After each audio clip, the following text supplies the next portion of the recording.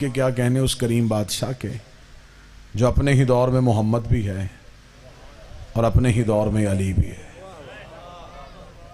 ویسے تو بطول کے سارے بیٹے محمد ہیں اور بطول کے سارے ہی بیٹے علی ہیں۔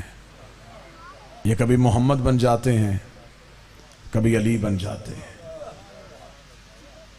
جس بادشاہ کے نام کے ساتھ آج کی یہ مجلس منسوب ہے، وہ کائنات کا وہ مالک ہے، وہ بادشاہ ہے جو رہتا مشہد میں ہے، حکمرانی کائنات میں کرتا ہے۔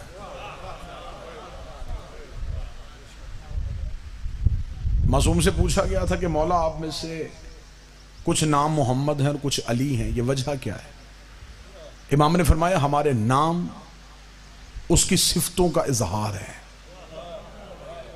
وہ جب چاہتا ہے جس زمانے میں اپنی کوئی صفت ظاہر کرنا چاہے وہ ہم میں سے کسی ایک کو بھیج دیتا ہے۔ وہ چاہتا ہے کہ زمانے کو پتا چلے کہ میری حمد کیسی ہے، وہ محمد کر دیتا ہے۔ وہ چاہتا ہے کہ زمانے کو پتا چلے کہ میری عظمت کیسی ہے، وہ ہم میں سے کسی کو علی کر دیتا ہے۔ جب وہ چاہتا ہے، اس کی مشیت میں آتا ہے کہ زمانے کے سامنے میرا حسن کھل کے آئے تو وہ ہم میں سے ایک کو حسن کر دیتا ہے۔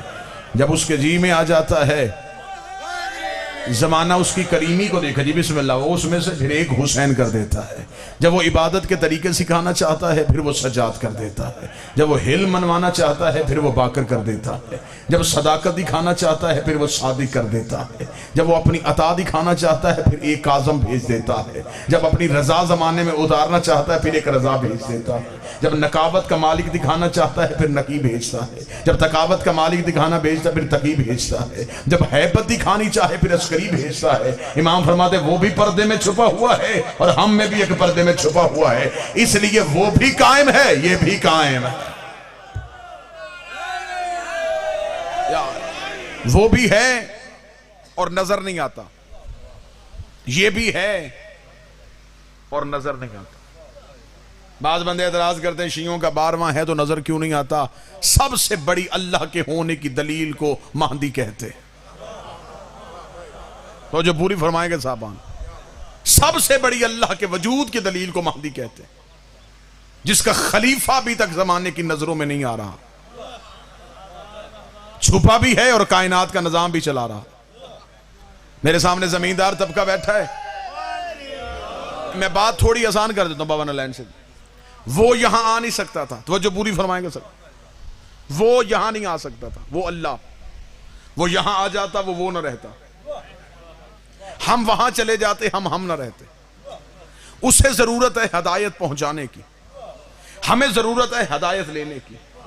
وہ آ نہیں رہا، ہمیں بلا نہیں رہا۔ خالق مخلوق، اللہ بندے، وہ آئے یہ بھی ممکن نہیں، ہمیں بلائے یہ بھی ممکن نہیں۔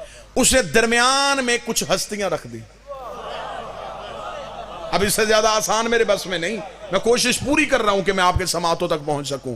خالق مخلوق 14، اللہ بندے حجت۔ اب میں آپ کو بتاؤں کہ مذہب شیعہ کیا ہے۔ ہم آل محمد کو اللہ نہیں سمجھتے، نہ ہم آل محمد کو اپنے جیسا سمجھتے ہیں۔ خالق مخلوق 14 ہیں، یہ بھی نہیں ہیں، وہ بھی نہیں، ہم جیسے بھی نہیں، اللہ بھی نہیں۔ اب اگلی سطر میں مجمع میں سے ایک بندہ بولے، لیکن بولے ضرور، یہاں آتے ہیں یہ ہو جاتے ہیں، بسم اللہ سرکار، وہاں جاتے ہیں وہ ہو جاتے ہیں، یہ بھی نہیں ہیں، وہ بھی نہیں، بس اتنا ہی فرق ہے، جو یہاں سے دیکھتا ہے اسے اپنے جیسے لگتے ہیں،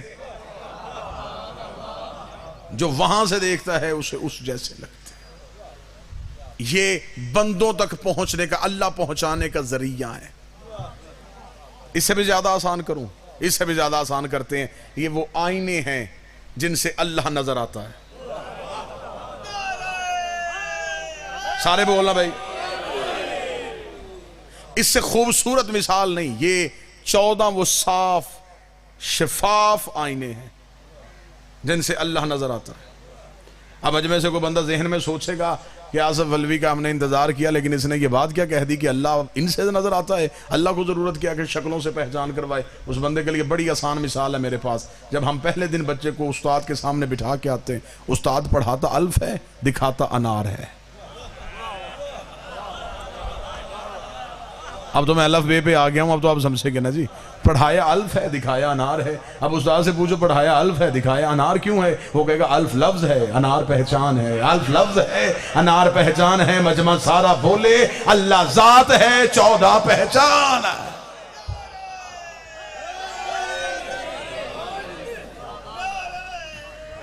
بسم اللہ اللہ ذات ہے،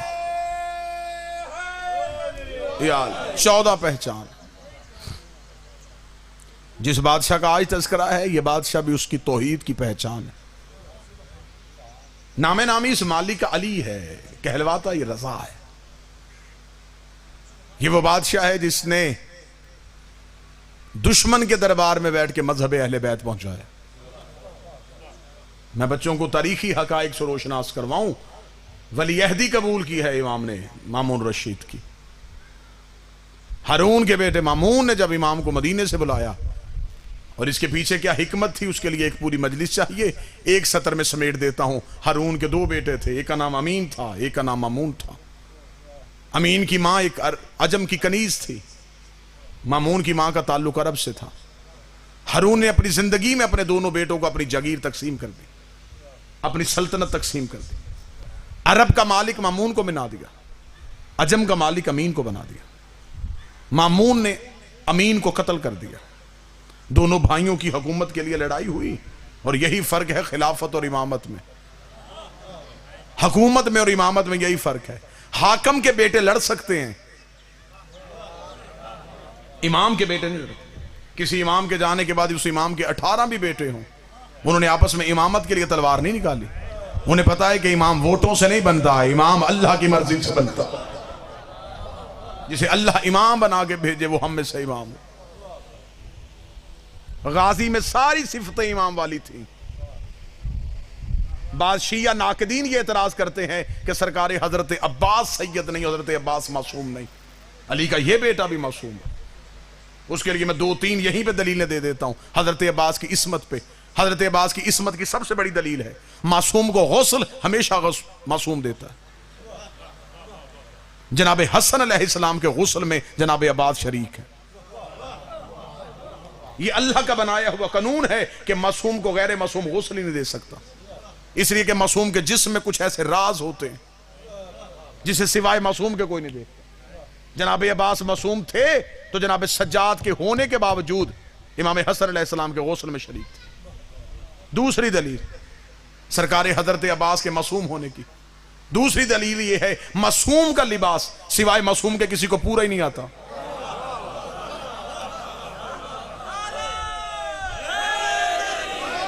معصوم کی قمیض، معصوم کا کرتا ہمیشہ معصوم پہنے گا. لباس معصوم کو غیر معصوم جتنی بھی کوشش کرے، صاحبان توجہ پوری فرمائیے گا، وہ نہیں پہن سکتا.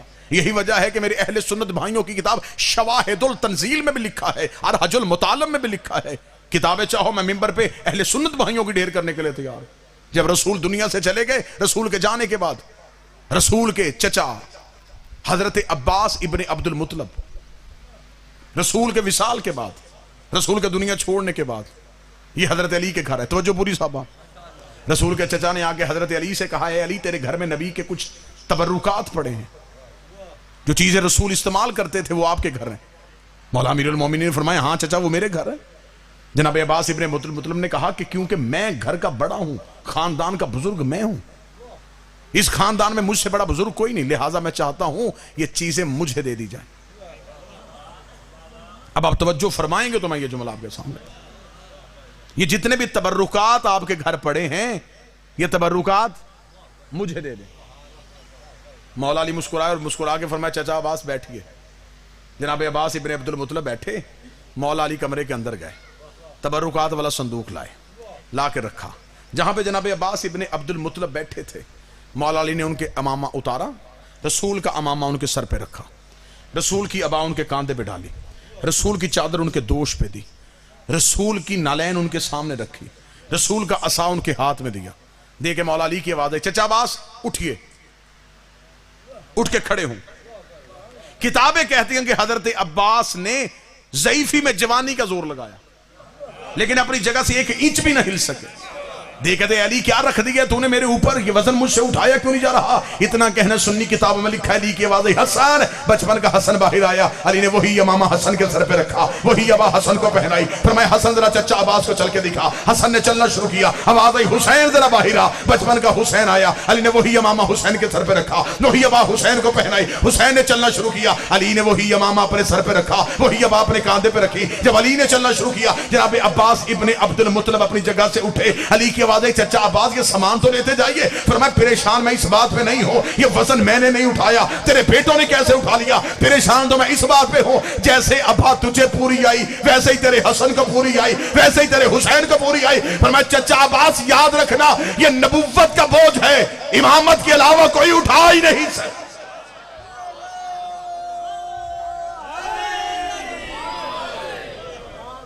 یہ وزن رسالت ہے۔ یہی وجہ تھی کہ جب فتح مکہ پہ علی کے قدم رسول کے شانوں پہ آئے، رسول نے فرمایا علی کہاں تک پہنچا؟ یہاں پہ اکثر منبر سے کہا جاتا ہے کہ مولا علی کی آواز آئی کہ میں چاہوں تو عرش کو بھی ہاتھ لگا دوں، نبی کے کاندھوں پہ بیٹھ کے بھی عرش کو ہاتھ لگے، علی زمین پہ بھی پاؤں رکھے تو عرش تک چلے جاتا ہے۔ علی کا جو جملہ تاریخ میں لکھا ہے وہ جملہ آپ تو کو پہنچاؤں اور سینوں میں ٹھنڈک محسوس ہو۔ امیر المومنین کی آواز آئی رسالت مآب کو کہ میں مولا بتاؤں کہ میں کہاں پہنچا؟ فرمایا ہیں علی بتاؤ کہاں پہنچے؟ فرمایا پاؤں رسالت پہ ہیں، ہاتھ توحید پہ ہے۔ چلے میں کلمہ مکمل کر دیتا ہوں۔ فتح مکہ پہ رسول کلمے کی تصویر دکھا رہے تھے، اوپر لا الہ الا اللہ تھا، نیچے محمد رسول اللہ تھا، درمیان میں علی ولی اللہ تھا۔ اللہ اور محمد کے درمیانی وسیلے کو علی کہتے۔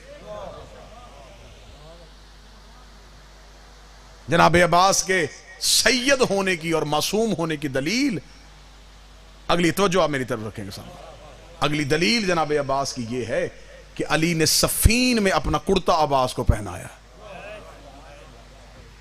جنگ صفین میں جب جناب عباس میدان میں جا رہے تو یہاں پہ میں دو چار جو اہم باتیں میں نے کرنی ہیں، جو باتیں نہیں سنی جا سکتی وہ میں آپ کے سامنے پڑھوں۔ جناب اکثر بندے یہ کہتے ہیں کہ مولا علی نے اپنی زرہ جو لوہے کی آگے ایک چادر ہوتی ہے عرب لوگ پہنتے تھے تاکہ تلوار کا حملہ نہ ہو، کہ علی نے وہ زرہ عباس کو پہنائی، غلط ہے۔ زندگی میں کبھی علی اور علی کے بیٹوں نے میدان میں زرہ استعمال کی نہیں۔ مولا امیر المومنین کا خاصہ تھا، علی میدان جنگ میں زرہ بھی نہیں پہنتے تھے، علی تیز رفتار گھوڑے میں بھی نہیں جاتے تھے، معمولی سا گھوڑا علی کی سواری ہوتا تھا۔ ایک دن ایک صحابی نے کہا یا علی آپ اتنے بڑے فاتح ہیں، جتنے بڑے بہادر ہیں، سواری اتنی اچھی نہیں، یا علی سواری آپ کی شایع نشان ہونی چاہیے۔ علی مسکرا کے فرماتے سواری کیسی ہونی چاہیے؟ اس نے کہا تیز رفتار گھوڑا۔ علی فرمایا تیز گھوڑا میدان میں وہ لے کے جاتا ہے یا اس نے بھاگنا ہو یا بھاگنے والے کے پیچھے بھاگنا ہو، بھاگنے میں کسی کو دیتا نہیں ہو، خود میں میدان سے بھاگتا نہیں۔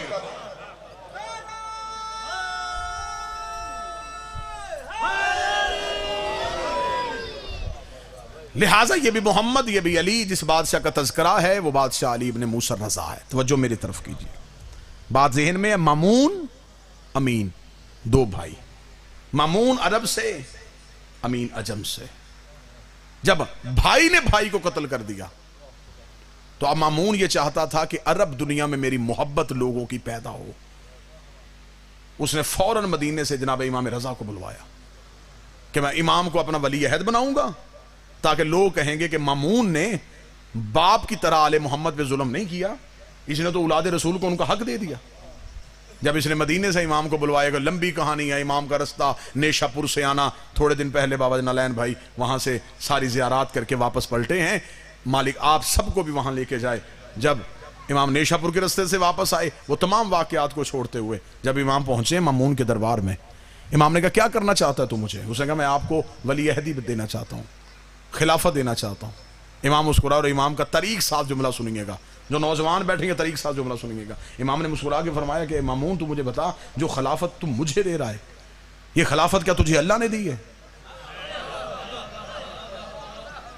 اگر تجھے اللہ نے دی ہے تو پھر اللہ کی دی ہوئی چیز تو اللہ کی مرضی کے بغیر مجھے کیوں دے رہا ہے؟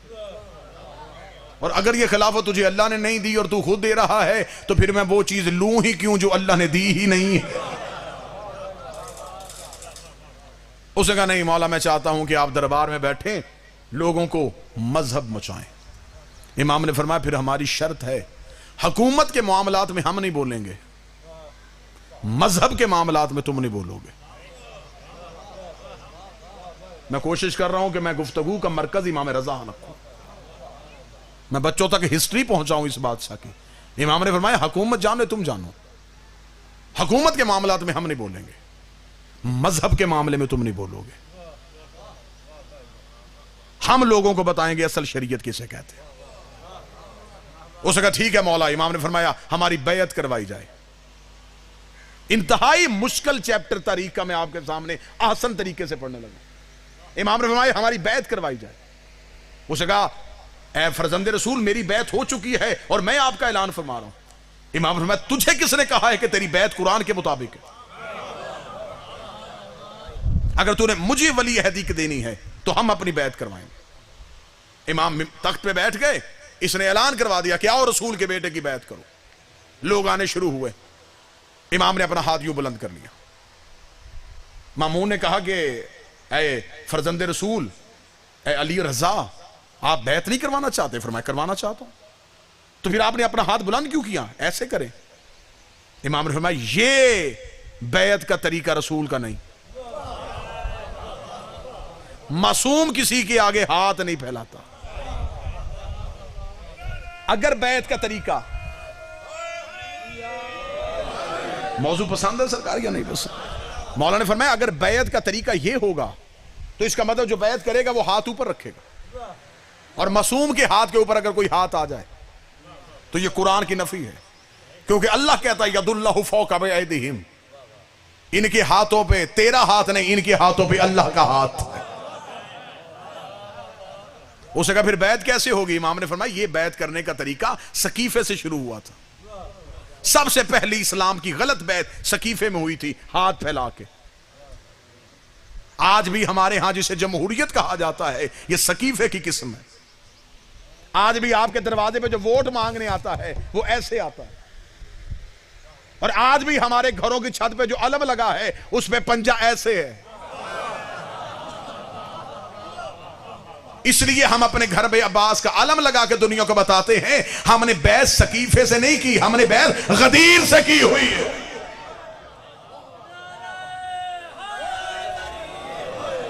بسم اللہ سے رسالت مآب نے درود سارے حضرات مل کے بلند آواز سے پڑھیے گا. اللہم صلی اللہ, پھر بھی بلند آواز سے صلوات پڑھیں. بسم اللہ سے.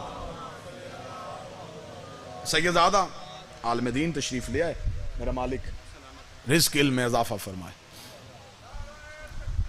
اللہ اکبر.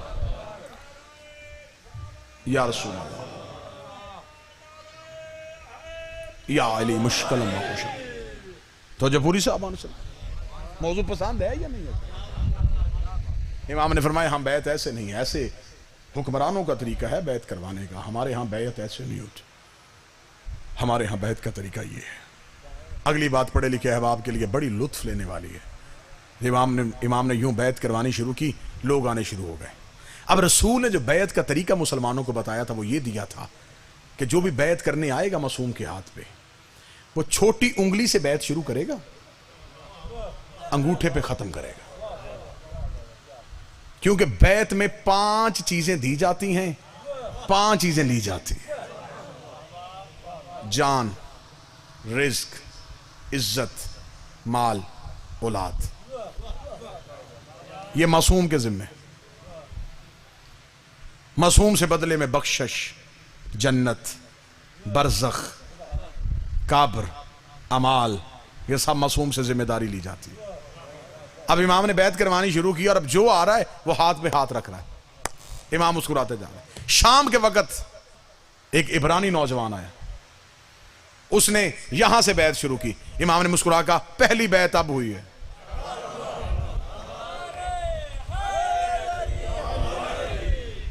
बैत इमाम हो गई। उस वक्त इस्लाम की जितनी भी मुमलकत थी उसमें जो सिक्का चल रहा था वो सिक्का रूम का था। जैसा कि आज के दौर में आप देखें कि अमेरिकन डॉलर जो है उसको आप पूरी दुनिया में जहां चाहें चला सकते हैं, इस तरह रूम का सिक्का सारी दुनिया में चलता था। रूम के बादशाहों ने उस सिक्के पे अपने बुतों की तस्वीरें कनिंदा की हुई थी ताकि हमारा मजहब भी फैले, हमारा पैसा भी चले। इमाम ने कहा कि मामून, हम सबसे पहला कानून ये पास करेंगे, इस्लामी मुल्कों में इस्लाम का सिक्का चलेगा। सिक्का दोबारा ढाला जाए, रूम का सिक्का इस्लाम के किसी मुल्क में नहीं चलेगा। जहां जहां कलमा फैल चुका है वहां वहां ये सिक्का चलेगा। उसने कहा ठीक है, आपका हुक्म है, सिक्का अभी हुक्म दे देते हैं, इस्लाम का सिक्का बनेगा। लेकिन फरजंद रसूल बताएं कि उसके ऊपर क्या लिखवाएं। सिक्के के ऊपर कोई तस्वीर होती है, उसके ऊपर क्या लिखवाएं? बैतुल्लाह की तस्वीर करिंदा करवाएं? क्या बनवाएं उसके ऊपर? फरमा तुम सिक्का ढालो, उसके ऊपर जो लिखना है वो हम बताएंगे। फौरन टकसाल को हुक्म दिया गया, सिक्का ढाल के इमाम के सामने लाया गया। बताएं इसके ऊपर क्या होगा? इमाम ने अपनी अंगुश्तरी के साथ उस पर मोहर लगाई जिस पर लिखा था अलीयुन वलीउल्लाह।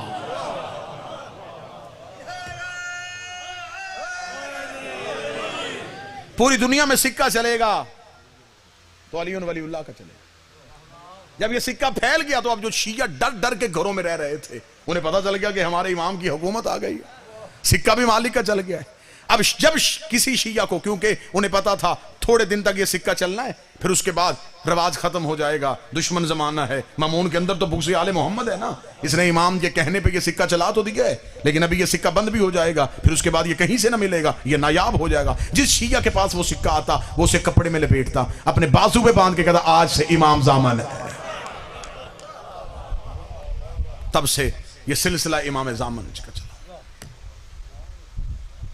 कितने वाकयात हैं, अशरे पढ़े जा सकते हैं। अली इब्न मुसब रजा अलैहिस्सलाम पे मामून अपने दरबार में बैठा है, खुशबू के झोंके दरबार में आए। खुशबू का दरबार में आना था, मामून मतवज्जे हुआ, उसने कहा ये खुशबू कहां से आ रही है? एक शख्स ने पीछे से हाथ बुलंद करके कहा मामून ढूंढना, ये खुशबू मुझसे आ रही है। मामून ने कहा तूने कौन सा अतर लगाया है? ये खुशबू मैंने पहले कभी नहीं सूंघी। उसने कहा ना कोई अतर लगाया है, ना मेरे पास कोई फूल है। फिर उसने कहा खुशबू किसकी है? उसने कहा मेरे पास रसूल के सर के बाल है, नस्ल दर नस्ल हमारे पास चले आ रहे हैं, ये बाल मेरे पास हैं। अब गुर्बत आ गई है, चाहता था कि बालों को बेचूं, ये बाल लेके तेरे दरबार में आ गया, अगर तू चाहे तो मैं ये बाल बेच सकता हूं। तवज्जो पूरी साहब। मामून ने कहा क्या लेगा बालों का? उसने कहा एक बाल 1,00,000 दिनार का।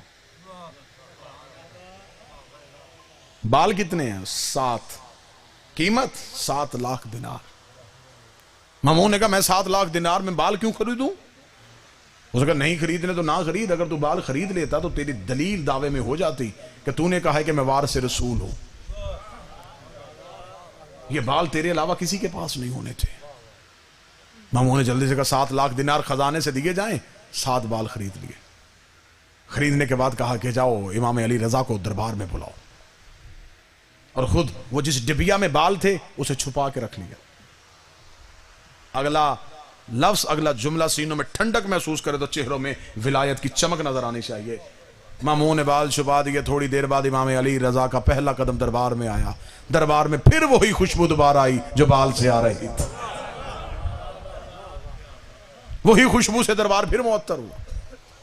मामून ने करीब बुला के कहा कि आपके पास क्या रसूल के सर के बाल हैं? देखे मैं वारिस रसूल हूं, मेरे पास रसूल के सर के बाल हैं। इमाम ने फरमाया हमें जियारत करवाई जाए। डिबिया को खोला गया, इमाम के सामने रखा गया। 7 बाल सामने थे। इमाम करीब आए। इमाम ने 4 बाल अलहदा किए, 3 बाल अलहदा किए। इमाम ने कहा ये 4 मेरे नाना के हैं, ये 3 मेरे नाना के नहीं है। कोई बैठा है जो सुन रहा है सरकार? ये 4 बाल मेरे नाना के हैं, यतीम मेरे नाना के नहीं। मामून करीब आया और करीब आके देखा, देख के कहने लगा मौला सवाल कर सकता हूं? पूछ। मौला इनकी रंगत एक जैसी है, दिखने में एक जैसे नजर आ रहे हैं, आपको कैसे पता चला कि चार आपके नाना की, ये तीन नहीं? मौला ने फरमाया आग रोशन की जाए। आग रोशन की गई। इमाम ने कहा तीन बाल आग में फेंके जाए जो मैंने लहदा किए। तीन आग में गए, तीनों ही जल गए। मैं मजलिस भी पढ़ रहा हूं, मजा भी ले रहा हूं। तीन गए, तीनों ही जल गए। थोड़ी देर बाद चार बालों का आग में आना था, आग रोशन से गुलजार हो गई, ऐसे जैसे इब्राहिम पे ठंडी हुई थी। आग का बिल्कुल ठंडा होना था। मामून के चेहरे की रंगत तब्दील हुई। देखे इमाम अली रजा से कहता है नजर तो एक जैसे आ रहे थे, आपको कैसे पता चला था? इमाम मुस्कुरा के फरमाते बस तुम्हें यही समझाना चाहता था, तुम्हारी समझ में नबी का बाल नहीं आया, तुम्हारी समझ में नबी की आल कैसे आ सकती।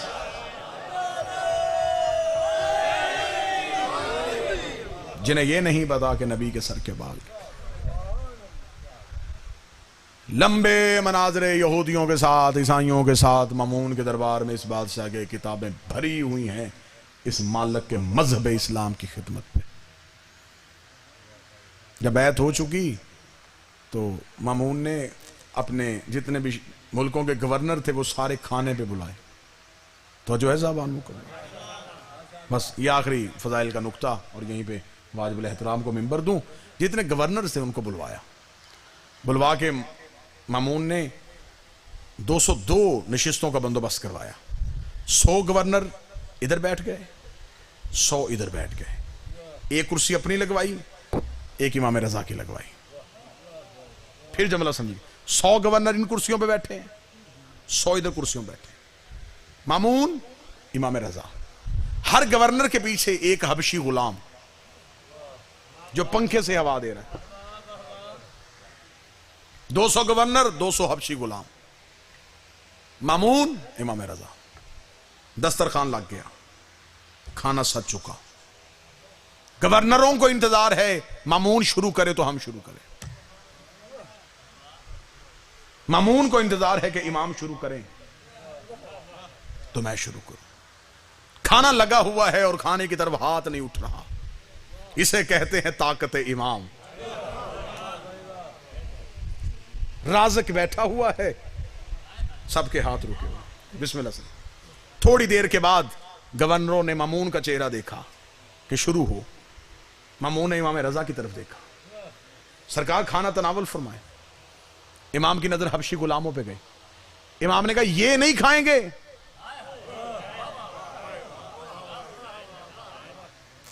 सतरे सुनिएगा सिर्फ मालिक की, सोने के कलम से लिखे जाने वाले। इमाम ने कहा मामून क्या ये खाना नहीं खाएंगे? उसने करीब आके कहा मौला ये गुलाम है। इमाम ने मुस्कुरा के फरमाया क्या तू आजाद है? क्या तू किसी का गुलाम नहीं? मामून ने कहा गुलाम तो मैं भी हूं। फरमाया अगर वो गुलाम नहीं खा रहे फिर तू कैसे खा रहा है? उसने कहा मौला ये बाद में खा लेंगे। फरमाया फिर तुम गवर्नरों के साथ खाओ, हम इनके साथ खाएंगे। तुम्हें गदीर वाला खुतबा भूल गया? गरीब को अमीर पे, अमीर को गरीब पे, गोरे को काले पे, काले को गोरे पे कोई फजीलत नहीं है। इतना जुमला कह के इमाम ने फरमाया जब तुम्हें गदीर का खुतबा ही याद नहीं है फिर तुम्हें हमारे दादे अली की विलायत कैसे याद हो सकती?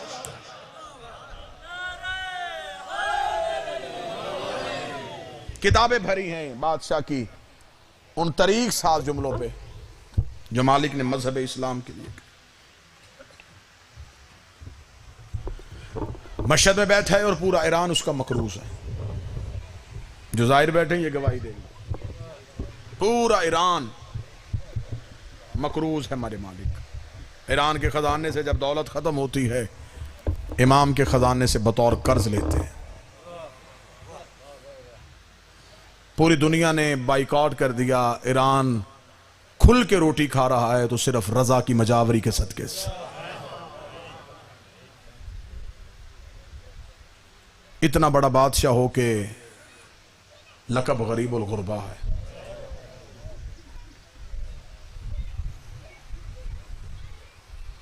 زمانے کی سمجھ میں آل محمد ہی نہیں آئے، جن کا غریب الغربہ ایسا ہے ان کا امیر المومنین کیسا ہوگا؟ عزادار بیٹھے ہیں، میرا مالک یہ محبت ہمیشہ سلامت رکھے۔ مجلس حسین میں آؤ تو اس بادشاہ نے، اسے امام رضا نے جو عزاداری کا طریقہ دیا ہے، صف عزا میں بیٹھو تو بیٹھنے سے پہلے اسے چومو۔ امام رضا جب بھی صف عزا پہ آتے تھے، امام پہلے صف کو بوسہ دیتے تھے۔ صحابی نے پوچھا مولا صف عزا کو بوسہ کیوں؟ فرمایا یہ وہ جگہ ہے جہاں ملائکہ اپنے پر مس کرتے ہیں۔ اس جگہ کی فضیلت یہ ہے کہ یہاں پہ بقیہ چھوڑ کے رسول کی بیٹی آتی ہے۔ محرم قریب آ رہا ہے، میں دعا کر رہا ہوں مصائب پڑھنے سے پہلے آنکھیں بار کہ مالک اگر ہم میں سے کسی کی زندگی کی سانسیں ختم ہو رہی ہیں، میرا مولا اتنی بڑھا دے ہم حسین کے جنازے میں شریک ہو سکیں۔ شہادت عرف آخر میں جو پڑھیں وہ اس بادشاہ کی مکمل مصیبت اور مکمل مصائب پڑھے گا۔ 2 سطریں غربت کی میں سنا دوں، صرف اس وجہ سے مجلس مکمل ہو جائے۔ جو شام سے آئی ہے وہ میری تقریر سننے نہیں آئی، وہ آپ کی داد سننے نہیں آئی، وہ صبح سے اس لیے بیٹھی ہے کوئی حسین کو روئے۔ اس کی بڑی حسرت ہے غریب کا ماتم، اس کی بڑی حسرت ہے حسین کو رونا۔ مصعب سے محبت کرنے والے لوگ تشریف فرما ہیں۔ مصعب خان بہت بڑے باپ کے عظیم فرزند تشریف فرما ہیں۔ عالم دین سیدزادہ صاحب امامہ تشریف فرما ہے۔ 2 سیدوں سے معافی مانگ کے جملہ پڑھوں، آدھی رات کا وقت یزید نے تخت پہ بیٹھ کے سپاہی سے کہا جا حسین کے بیٹے کو زندان سے بلا کے لا۔ جس بندے کی ہائے نہیں نکلی اس کے لیے اگلا جملہ پڑھنے لگا ہوں، بلایا چوتھے کو تھا، 5واں بھی ساتھ اٹھ کے کھڑا ہوا۔ جو نہیں سمجھ سکا میں غیر سید ہوں، میں اشارہ نہیں دے سکتا۔ مجبوری کیا تھی سادات کی، چوتھے امام اٹھے، 5ویں بھی ساتھ کھڑے ہوئے۔ دونوں وقت کی حجتیں یزید کے دربار میں گئیں۔ مولا سجاد کی آواز آئی، کیوں بلایا تو نے مجھے آدھی رات کے وقت؟ یہ کمینہ دے کے کہتا حسین کا بیٹا میں چاہتا ہوں میں تیری قیدیں آزاد کروں۔ اگلی سطر جو ماتم کرنے والے لوگ بیٹھے ہو، عزادار بیٹھے ہو، جب اس نے کہا نا سجاد میں چاہتا ہوں میں تیری قیدیں آزاد کروں، مولا سجاد ٹھنڈی آہ بھر کے کہتے مجھے بتاؤ میں جاؤں کہاں؟ رہائی کی خبر اسے اچھی لگتی ہے جسے دروازے پہ کوئی لینے آیا ہو۔ اس نے دیکھے کہا سجاد واپس مدینہ چلے جا۔ مولا سجاد رو کہتے کون سا مدینہ جہاں کبھی اکبر ہوتا تھا، کون سا مدینہ جہاں کبھی ابو الفضل العباس ہوتے تھے، او ملعون تو نے میرا مدینے میں چھوڑا ہی کیا ہے؟ یہ دیکھے کہتا جہاں بھی جانا ہے جا، لیکن شام چھوڑ دے۔ میں پھر سیدوں سے معافی مانگ کے جملہ پڑھوں، جب اس نے کہا جہاں جانا جا، شام چھوڑ دے۔ مولا سجاد کی آواز ہے کیوں شام کیوں چھوڑوں؟ اب تو قیدیں آزاد کیوں کر رہا ہے؟ یہ دیکھ کہتا حسین کا بیٹا میں ڈر گیا ہوں۔ ڈرنے کا نام آنا تھا، سجاد کڑیوں میں تڑپے، رو کے کہا تو نے رسول کا بیٹا مارا، تجھے ڈر نہیں لگا؟ تو نے علی کی تصویر گھوڑے سے اتاری، تجھے ڈر نہیں لگا؟ تجھے حسن کا یتیم گھوڑوں کے ٹاپوں سے بمال کیا، تجھے ڈر نہیں لگا؟ وہ کمینے تجھے آج ڈر لگا، تجھے تب ڈر نہیں لگا جب تو نے نیزے سے قرآن کے غلاف اتارے تھے؟ تو نے سورہ کوثر کا چہرہ خون سے بھر دیا، تجھے ڈر نہیں لگا؟ تجھے اب ڈر کیوں لگا ہے؟ اب جو سید بیٹھو جو مصعب سے محبت کرتے ہو، بابا نالین شاہ جی سے لے کے آخری عزادار تک مجھے جملہ معاف کرنا، جب مولا سجاد کی آواز آئی اب تجھے کیوں ڈر لگا ہے؟ یہ دیکھا تھا میں تجھے مجبوری بتاؤں، جسے تھوڑے دن پہلے قبرستان مسافرہ میں دفنا کے آیا ہے نا، اس کی چیخوں کی آوازیں مجھے سونے نہیں دیتی۔ مجھے آج بھی میرے دربار میں رونے کی آوازیں آتی ہیں، میں آدھی آدھی رات کو اٹھ کے دیکھتا ہوں، کبھی اس کونے میں روتی ہے، کبھی اس کونے میں روتی ہے۔ سجاد جسے دفنا کے آیا ہے اس کی آواز بند نہیں ہوئی، اس کی سسکیاں مجھے سونے نہیں دیتی۔ مجھے ڈر لگتا ہے کہیں میرے اوپر عذاب نہ آ جائے، یہ چھت میرے اوپر گر نہ جائے۔ تو جتنی جلدی ہو سکے اپنی پھوپیاں لے کے شام سے چلا جا۔ مولا سجاد رو کے کہتے اگر تو نے قیدیں آزاد کرنی ہے تو پھر فیصلہ میں نے نہیں کرنا، فیصلہ اس نے کرنا ہے جو زندان میں بیٹھی ہے۔ میں بڑی محبت سے پڑھ رہا ہوں، بڑی محبت سے آپ سن رہے ہیں، روحانیت ہے مجلس میں، ہر آنکھ رو رہی ہے، ہر بندہ مصائب کے لیے تڑپ رہا ہے۔ کیوں؟ حسین کا بیٹا تو امام نہیں؟ فیصلہ تو نہیں کرے گا؟ مولا سجاد کی آواز آئی، میں بیٹا ہو کے وارث نہیں، وہ بہن ہو کے وارث ہے۔ میں امام ہو کے شریکت الحسین نہیں، شریکت الحسین وہ ہے، فیصلہ وہ کرے گی جو زندان میں ہے، جو ادب کے ساتھ مصیبت سننے کے عادی ہو۔ آدھی رات کے وقت سید الساجدین دوبارہ قید خانے میں آئے، ریت کے مسلح پہ بیٹھی تھی علی کی نمازی بیٹی، ماں کے پاؤں کے تلووں پہ ہاتھ رکھ کے کہا اماں یزید قید آزاد کر رہا ہے۔ علی کی بیٹی رب نے زخمی سر اٹھا کے رو کے کہتی ہے سجاد اس سے پوچھ شام کی عورتیں تھک گئی ہیں کیا؟ شام میں پتھر ختم ہو گئے؟ انہیں کہا نہیں، علی کی بیٹی تب تک شام نہیں چھوڑے گی جب تک شام کے پتھروں سے آواز نہ آئے حسین نمازی تھا۔ اما وہ قیدیں آزاد کر رہا ہے، وہ کہتا ہے سکینہ کے رونے کی آوازیں آتی ہیں۔ بی بی رو کے کہتی سجاد اس کے باپ سے میرے بھائی نے شرطیں منوائیں، تو اس سے منوا تاکہ مورخ لکھے کہ علی کی بیٹی فاتح شام بن کے گئی ہے۔ اس نے رحم کر کے نہیں ہمیں آزاد کیا، ہم نے شرطیں منوائی ہیں تو شام چھوڑا ہے، اسے پتا چلے کہ ہم نے جنگ جیتی ہے۔ اما پھر کیا شرطیں؟ بی بی کہتی شہداء کے سر چاہیے، لوٹا ہوا کربلا کا مال چاہیے، سواری کے لیے 3 اونٹ چاہیے، بشیر ابن جزلم نامی شخص مہاری چاہیے، سجاد اس سے آخری شرط منوا شام میں مجھے خالی گھر چاہیے۔ مولا سجاد رو کہتے میں جب رہنا نہیں پھر گھر کیا کرنا ہے؟ رو کہتے سے کہ ایک گھر خالی کروا کے دے، میں نے غریب کی مجلس کروانی ہے۔ اور سجاد میری صف بھائیوں کی ماری گئی، مجھے رونے کسی نے نہیں دیا، اسے کہ شام کی عورتوں کا مجمع اکٹھا کرے، علی کی بیٹی مجلس پڑے، جو پتھر مارتی رہی ہیں ان کے سامنے میں بتاؤں میرا باغی نہیں، میرا نمازی مارا گیا تھا، انہیں میں بتاؤں میرا اکبر کتنا خوبصورت تھا، انہیں میں بتاؤں میرے قاسم کی جوانی کیسی تھی۔ میں ایک مجلس کرواؤں گی، سجاد اسی مجلس کا صدقہ پھر دنیا میں نگر نگر مجلسیں ہوں گی۔ سجاد پہلی مجلس میں کروانا چاہتی ہوں، پہلی مجلس پہلی عزاداری کی بنیاد میں شام میں رکھ کے جاؤں گی۔ یہی وجہ ہے جو زیارات کر کے آئے ہیں، کربلا مدفن ہے حسین کا، لیکن کربلا میں وہ گریا نہیں جو شام میں علی کی بیٹی کے حرم میں ہے۔ عزاداری کی بنیاد رکھی سیدہ نے شام میں، بس آخری سطریں مصیبت ختم۔ مولا سجاد زندان میں آئے، زندان سے نکل کے دربار میں آواز آئی کمینے میری ماں کی شرطیں۔ اس نے کہا کون سی؟ شہداء کا سر۔ اس نے کہا دیتا ہوں۔ مولا کی آواز آئی بشیر ابن جزلم مہاری۔ اس نے کہا فوراً دیتا ہوں۔ 3 اونٹ۔ اس نے کہا بھی دیتا ہوں۔ مولا سجاد کی آواز آئی شام کا ایک گھر خالی چاہیے۔ اس نے کہا کروا دوں گا۔ مولا سجاد کی آخر میں آواز آئی میری ماں کی شرط ہے، کربلا کا لٹا ہوا مال چاہیے، اب میری مجبوری بن گئی، کوئی سید بیٹھا مجھے ستر معاف کرے۔ اتنا جملہ کہنا یہ کمینہ دیکھا تھا ہر شرط منظور ہے، یہ منظور نہیں ہے۔ آواز آئی یہ